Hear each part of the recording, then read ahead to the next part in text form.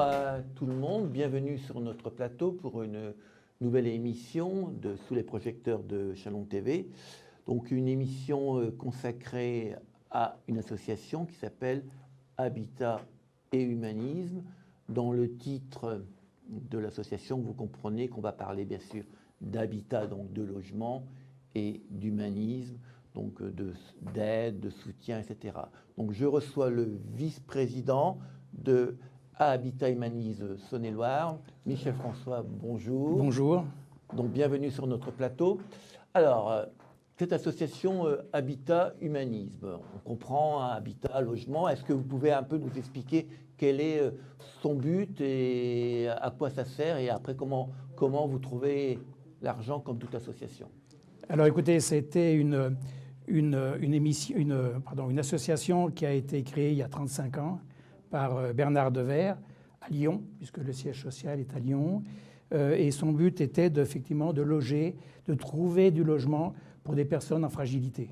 Il s'est trouvé en face, à titre personnel, en face d'une situation, et il s'est dit, il y a quelque chose qui manque, il y a quelque chose qui coince. On ne peut pas loger des personnes qui sont en extrême fragilité, soit une fragilité qui depuis le début de leur vie, soit une fragilité, un accident de la vie qui a fait que cette personne se trouve en difficulté. Alors, quand on dit logement, ce n'est pas un logement pour 2 jours, ce n'est pas les SDF, c'est un logement un petit pérenne. peu pérenne. C'est du logement pérenne ou temporaire, mais du temporaire sur une durée, bien entendu, assez grande quand même, en tout cas, pour nous permettre de sortir, dans la mesure du possible, d'une situation qui est difficile.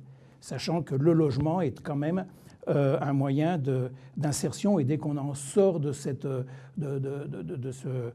qu'on se trouve à la rue, eh bien on perd tout un point de repère, toute une reconnaissance de la société, et qu'il fallait absolument faire quelque chose pour ces personnes-là. Donc ça commence à Lyon, puis après ça se développe, et parce qu'il y a 55, c'est une fédération d'Habitat Humanisme. Donc là, nous sommes avec Habitat Humanisme Saône-et-Loire. Saône-et-Loire, tout à fait. Même si on est à Chalon, c'est sur la Saône-et-Loire. Donc il y a 55 Habitat Humanisme. Et donc, quelle est la mission d'Habitat Humanisme, que ce soit à Chalon ou ailleurs? Quelle est la mission globale d'Habitat Humanisme? Alors, c'est de trouver un logement pour loger ces personnes.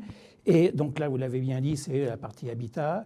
Et la partie humanisme, qui est vraiment quelque chose qui est très important chez nous, c'est vraiment l'accompagnement, la création de liens de ces personnes-là. Ce n'est pas leur proposer qu'un logement et ouvrir avec une clé la porte et de dire, ben voilà, vous êtes maintenant chez vous et débrouillez-vous. C'est pas du tout dans cette... Enfin, c'est ça, bien entendu, mais c'est aussi le plus qui est que l'on accompagne cette personne dans la vie de tous les jours, non pas pour faire la mission, le travail d'une assistante sociale ou d'un travailleur social, mais pour l'aider à s'insérer, à trouver l'école, à l'aider à se retrouver dans une situation où elle puisse avoir du sens dans sa vie, quoi, retrouver des bases qui lui permettent d'aller plus loin, de créer du lien avec cette personne en tout cas.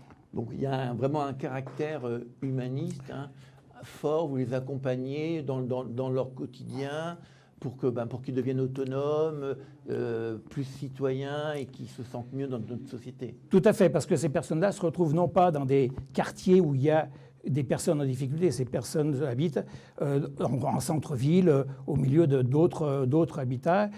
Donc il faut parfois l'aider à s'insérer dans l'école, à trouver l'école pour les enfants, à l'aider à être reconnu dans un commerce pour y aller, parce que des personnes n'habitent pas forcément tous sur Chalon, en tout cas quand ils arrivent. C'est d'aider à meubler, aussi également, aider à déménager, à porter les meubles ou à trouver des meubles, que ce soit chez nos amis d'Emmaüs ou chez des particuliers. Enfin, c'est de l'aide dans le quotidien, dans le petit truc qui va faire que pour quelqu'un d'insérer, ça ne pose pas de grosses difficultés. Mais pour ces personnes-là, vous avez bien compris que monter un frigo, c'est beau d'en trouver un, mais après, quand on va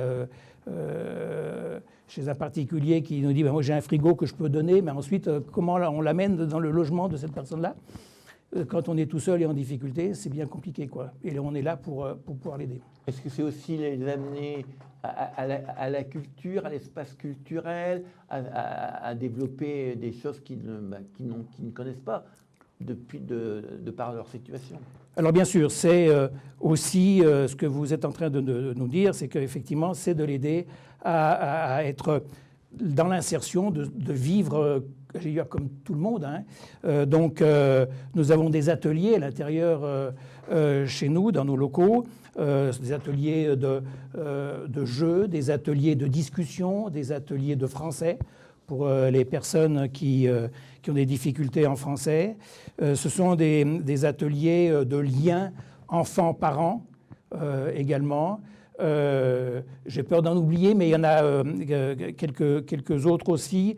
Ce sont permettre le lien, comme je vous disais, permettre le lien avec le monde dans lequel ces personnes se trouvent, hein, la commune, la ville, et puis le lien entre humains, entre bénévoles et locataires, entre locataires entre eux. C'est véritablement de créer un ensemble pour qu'on s'y retrouve bien, trouver de l'humain. Donc vous leur donnez un logement, mais ce n'est pas qu'une clé, vous les suivez, vous les rencontrez, il y a un suivi, hein, c'est pas tiens voilà ton logement, au revoir, bye bye. Là vous revenez les voir, vous les suivez, vous les aidez par des ateliers, par des rencontres, etc. pour qu'ils trouvent une autonomie et une citoyenneté. Oui, tout à fait. Et on va même plus loin puisqu'on crée des manifestations. Il y a eu quelques années la visite du parc des oiseaux. Il y a eu généralement c'est en fin d'année une séance de cinéma. Ça peut être une balade sur la Saône, un goûter en cours d'année, un pique-nique, faire en sorte que l'on puisse vivre et que l'on puisse se connaître et se reconnaître dans l'espace qui est la commune, quoi, qui est la ville de Châlons et des communes environnantes. Alors certains sont locataires, mais vous aussi vous essayez de les aider à devenir propriétaires ou pas? Alors c'est déjà parce que ce sont des personnes qui sont véritablement dans des situations de ressources très difficiles. Hein. Souvent c'est du RSA, c'est vraiment des indemnités chômage quand il y en a qui sont faibles. En tout cas, c'est de les aider à, une fois qu'ils ont retrouvé une certaine comment dirais-je, une prestance, une certaine reconnaissance, c'est de pouvoir, dans un deuxième temps, aller vers le parc social de la ville ou même le parc privé, enfin retrouver une dignité qui fasse que cette personne se retrouve dans une situation qui est la situation que l'on pourrait humaine. Voilà, tout à fait, en tout cas humaine, oui, tout à fait. Alors, ces personnes, c'est qui? Alors, ces personnes, ce sont des familles, hein, des familles composées de parents et enfants. Ce sont des femmes seules avec enfants, hein, ou des femmes seules qui se retrouvent dans une situation où leur mari décède et la reversion est compliquée. Ce sont des couples. Et on retrouve chez nous aussi bien des jeunes, malheureusement. De plus en plus, peut-être. Et de plus en plus, en tout cas, il y a une demande de plus en plus de jeunes, et puis de personnes, sinon âgées en tout cas, qui ont déjà vécu, bien ou pas forcément bien, mais en tout cas qui se retrouvent dans une situation difficile aujourd'hui. Bon, parce que bon, si on regarde un peu le contexte national d'aujourd'hui, mais d'avant, si on regarde un peu les chiffres, c'est quand même assez affolant. Hein, les chiffres, il y a 14% de la population, donc c'est-à-dire plus de 8 millions d'habitants de personnes qui vivent au-dessus du seuil de pauvreté. Tout à fait. Quand même, tout 8 millions, 600 000. C'est énorme. 4 millions de personnes qui sont mal logées, dont 1 million, j'arrondis, hein, oui. Qui sont privées de logement personnel. 5 millions de personnes qui déclarent ne pas avoir de relations sociales, donc qui sont tout seuls. Et 27% des plus de 75 ans de nos seniors qui sont en situation d'isolement relationnel. Donc on a un contexte difficile, hein, les chiffres le montrent, et on comprend très bien que vous avez beaucoup de travail à faire. Alors il y a beaucoup, bien entendu, de travail aux chiffres que vous donnez. C'est la raison pour laquelle Habitat Humanisme, au fil du temps, en travaillant sur des logements, créé des maisons intergénérationnelles et des EHPAD, de manière à pouvoir suivre, comme on le disait tout à l'heure, pouvoir suivre ces personnes au fur et à mesure de leur évolution dans la vie, qui fasse qu'on puisse, lorsqu'ils se retrouvent devant une difficulté d'âge, qui a plus d'autonomie, qu'on puisse quand même proposer autre chose dans notre structure, dans notre fonctionnement. Donc il y a vraiment un suivi sur le long terme. Voilà, tout à fait. Alors, est-ce que votre action, elle est très louable, très bien. Est-ce qu'elle marche? Est-ce qu'elle porte ses résultats? Donc on va parler peut-être des chiffres que vous donnez, ce que vous avez fait en 2019, hein, parce que 2020, déjà c'est pas fini, puis ça va être très compliqué avec le confinement, etc. Bien sûr. Mais bon, est-ce que vous avez les chiffres ou est-ce que vous voulez que je vous les donne? Alors, on a les chiffres, on parle de chiffres au niveau national, bien entendu. On n'est pas au niveau local, on a... on va agrandir le cercle. Hein. Sur les chiffres qu'en 2019, comme vous disiez, on a en gros 8800, 8700 logements que l'on met à disposition des personnes. On a plus de 1000 personnes qui sont dans des places d'accueil. Et essentiellement, ce sont des réfugiés. Des migrants qui n'ont pas de statut encore. Alors, des migrants qui ont le statut de migrants, qui sont régularisés, mais qui n'ont pas encore un travail ou qui n'ont pas de travail. Ou, voilà, c'est dans cette optique-là que vous les appelez. Mais ils sont dans une situation déjà ils sont régularisés ou en cours de régularisation. Donc, ce n'est pas des clandestins. Pas du tout. C'est une situation claire. Claire, exactement. Et puis nous logeons en gros 1900 familles, à peu près, 1920 familles nouvelles chaque année. Quand vous logez, vous dire qu'ils payent un loyer ou... Bien sûr, oui, ils payent un loyer. C'est-à-dire que le but n'est pas d'apporter une assistance, mais c'est pas se substituer. Disons que la personne, sur des revenus qu'elles ont, elle touche des allocations familiales. Le RSA. Et le RSA. Et donc, c'est qu'elle paye un loyer, aussi minime soit-il, qu'elle paye un loyer, dans des logements qui sont des logements, comment dire, des logements qui soient corrects. Il ne s'agit pas de les loger dans un boui-boui ou dans une situation de logement non conforme, en quelque sorte.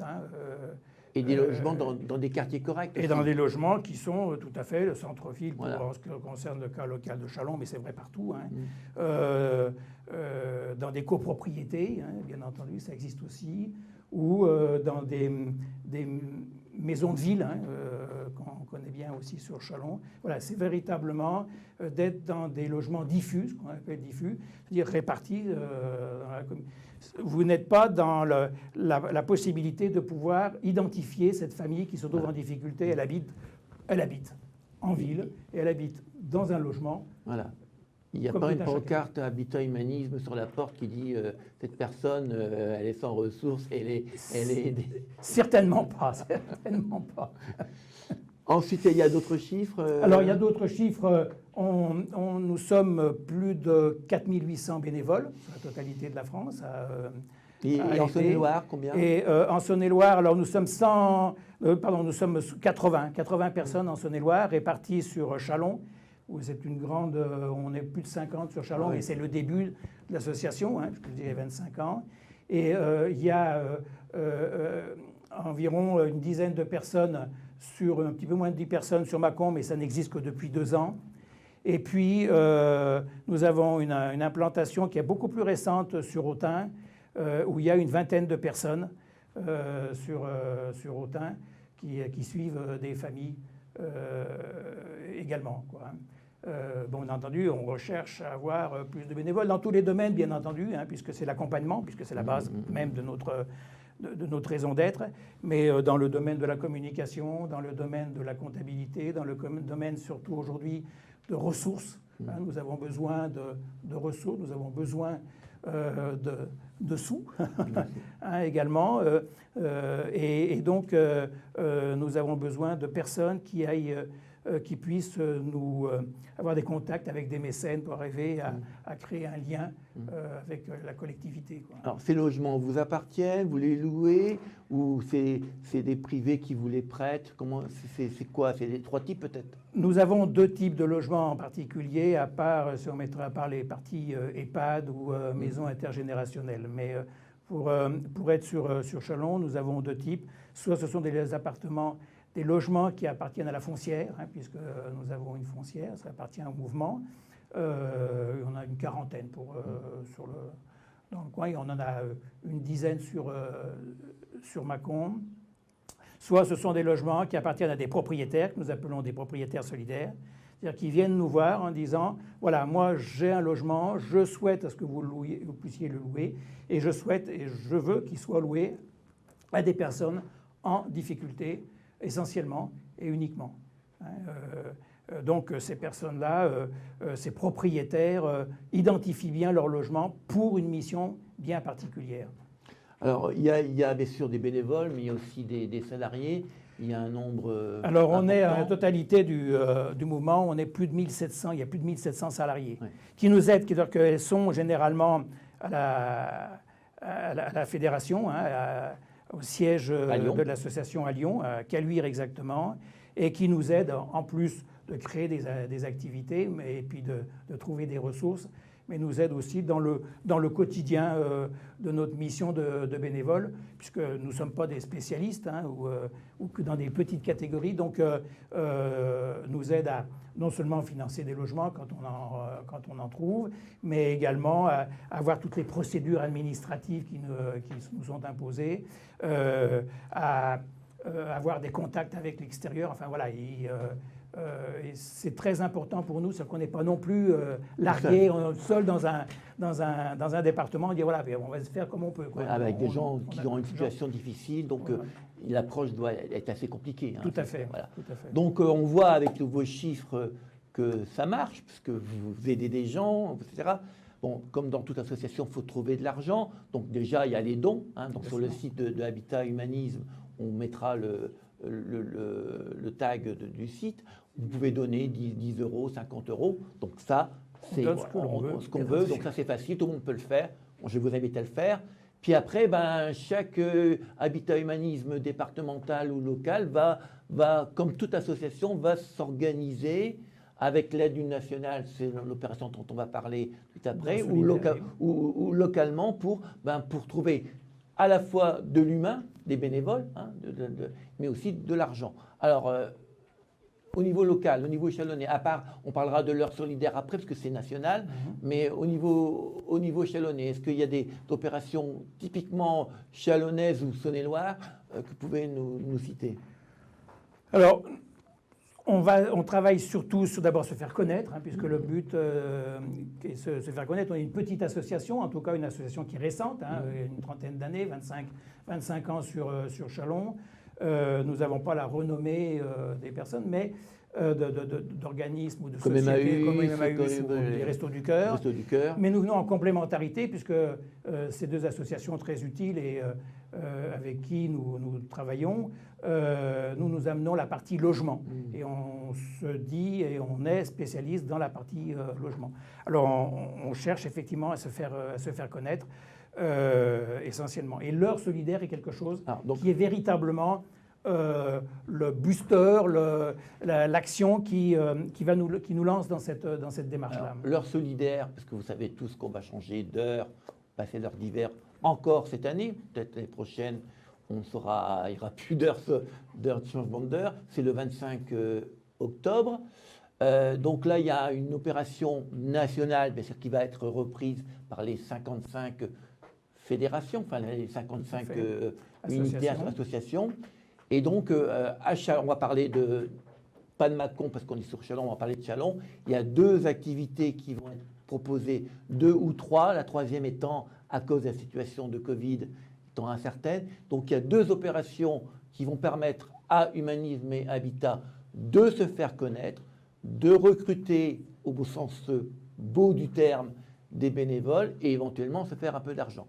Donc, on va parler ça globalement puisqu'on vous retrouvera sur les lieux de votre action vendredi et samedi. Donc, quelles sont ces deux opérations locales?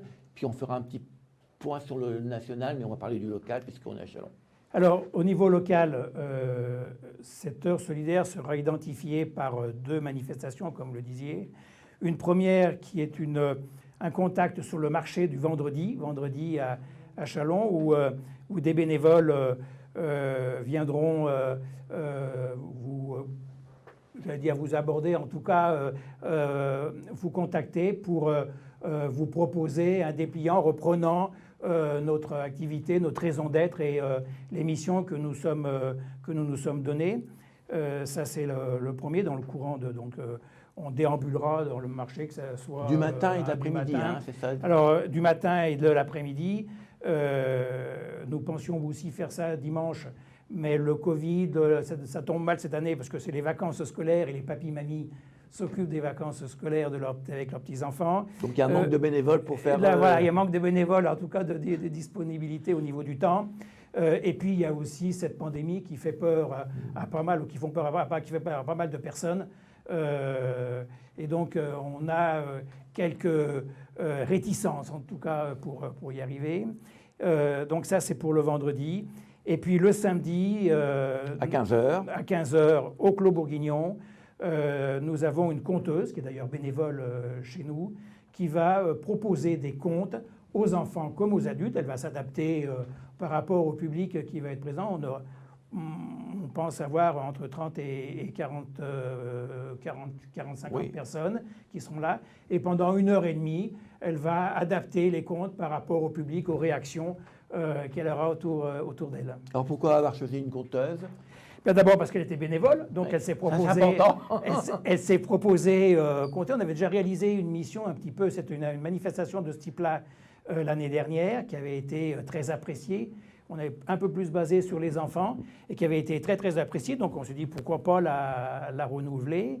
Et puis les contes, parce que ça permet de rêver, ça permet de voir le monde d'une autre manière. Ça permet de s'identifier par rapport à l'histoire, par rapport à ce conte, mais aussi par rapport au vécu de tous les jours. Et elle y tient particulièrement à rapprocher le rêve de la réalité du rêve.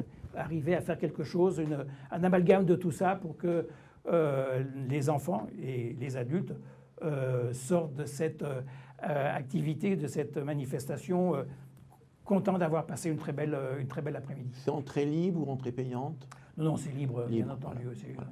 Alors, on va respecter, bien entendu, les contraintes et qui nous sont imposées, bien entendu. Ça, c'est tout à fait... Vous avez un quota de combien de places? Au Clos Bourguignon, on va être à peu près... on n'est pas trop limité, mais bon, à condition de bien respecter les conditions. Ça veut dire qu'il faut arriver avant 15h de manière à ce qu'on puisse bien mettre en place toutes les exigences qui nous sont imposées pour pouvoir réaliser cette activité. Alors on a parlé des dons.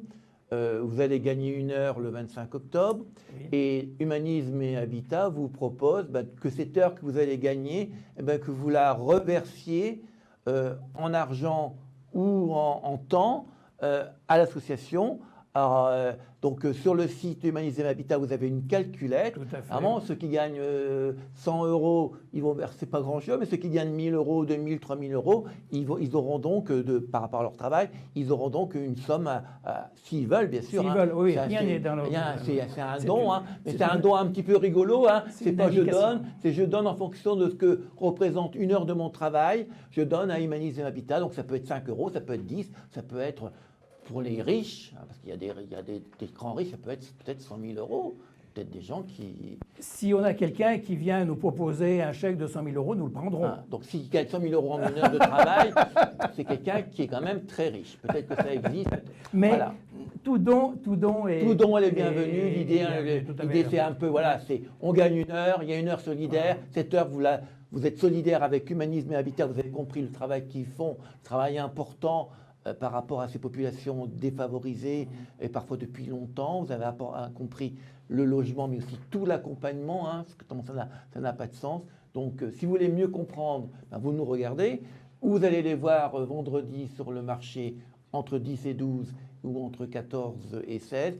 Et si vous voulez un peu respirer, sortir un peu de cette morosité quotidienne à cause du Covid, mais aussi du temps, venez écouter la conteuse qui s'appelle Marie-Paul Pascal. Pascal. Voilà. Alors, une toute petite rectification. Ouais. Vous parlez d'humanisme et d'habitat.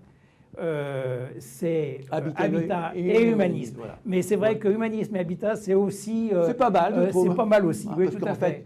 fait, bon, c'est deux mots, mais pour vous, c'est un seul mot, en fait. Oui, exactement. On exactement. pourrait même dire humanisme habitat. Exactement. Exactement. Voilà. Donc voilà, donc vous avez compris, hein, c'est habitat et humanisme, c'est-à-dire citoyen, humanité, on est tous ensemble et les plus favorisés doivent aider les moins favorisés pour que tout le monde puisse vivre et que la joie soit dans les cœurs partout. Tout à fait. Merci François Michel François, qui est le vice-président donc, de humanisme, de Habitat. Vous voyez, moi je suis plutôt humanisme. Habitat et humanisme Saône-et-Loire. Et si vous voulez le rencontrer de près, de visu, rendez-vous vendredi au marché de Châlons, place dans les rues, Dans les rues, dans les rues, etc. Ils vont déambuler, vous les abordez, ils auront sûrement leur... Nous aurons des t-shirts avec Heure Solidaire. Vous leur parlez, vous voyez, ils sont très, très sympas. Que vous soyez concerné ou pas par le problème du logement, vous avez envie de discuter, puis vous pouvez donc venir à cette séquence, cet après-midi de contes au Clos Bourguignon, entrée gratuite. Merci à tous et donc prochaine émission bientôt sur un autre sujet, puisque notre but, bien sûr, c'est de vous apporter l'information sur des sujets tout à fait différents. Merci à vous et bon habitat et bon humanisme. Merci à vous également. Merci.